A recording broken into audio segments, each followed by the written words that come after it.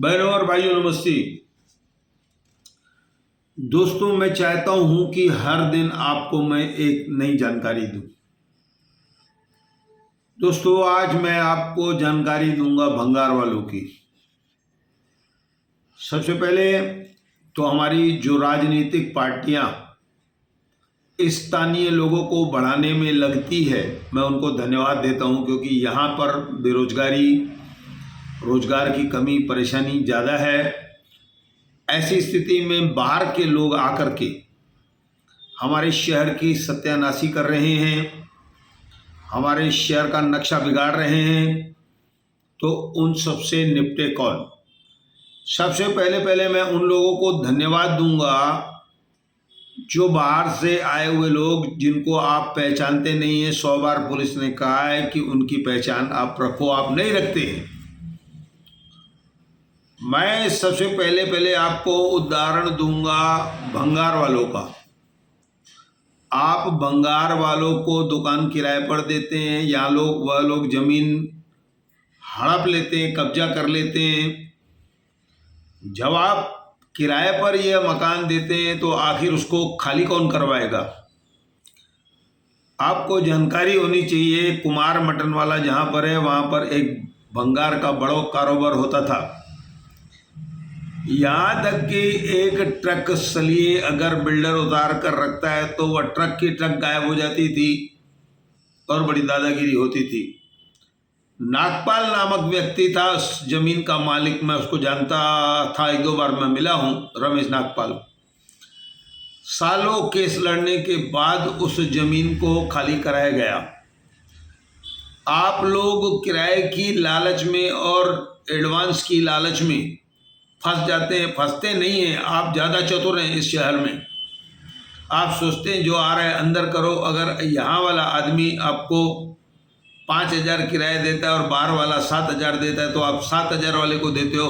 लेकिन यहाँ का जो व्यक्ति है, जो बेरोजगार हो जाएगा, जिसकी रोजी रोटी टूट जाएगी, उसको आप कुछ करेंगे नहीं। उसके लिए आप उल्लासनगर 5 में एक्सिस बैंक के बाजू में ऐसा ही हुआ। FSI की जगह पर इमारत बनी, वहाँ पर हमारे मित्र रवि लाइट वाले बैठे थे, उनको उठाकर बाहरी व्यक्ति को किराए पर दिया गया। अब उसका कारोबार टूटा। वह मकान मालिक की बड़ी सेवा करता था। अब जानकारी मेरे पास ये है कि एक तो ये भंगार चोरी करते हैं, दूसरा ये गंदगी करते हैं।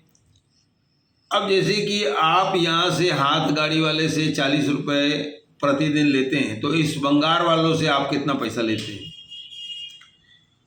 दोस्तों, बताया तो ये भी जाता है कि आगे अगर अब हम गांव में जाते हैं, आगे बढ़ने पर हाजी मलंग की एरिया में बाकायदा वहाँ पर ट्रकों को रोककर, उनके ताले तोड़कर, उनकी जो सीलें तोड़कर वहाँ से उसका माल निकाला जाता है, जिसकी लेन देन लाखों रुपए में होती है हर महीने में।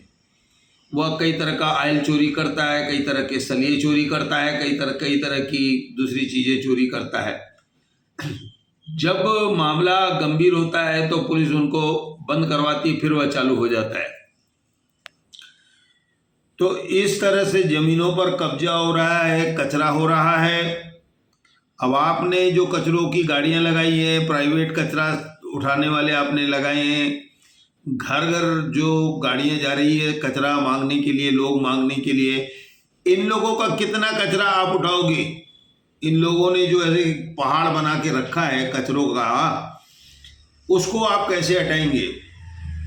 ऐसी चीज़ों के कारण कई बार आगजनी हो जाती है, दूसरी बातें हो जाती है। हर चीज़ जो भंगार है खरीद लेते हैं। आप सिलेंडर बेचने जाओ तो सिलेंडर भी खरीद लेंगे ये लोग। तो इन लोगों को किसी भी तरह की परहेज नहीं है।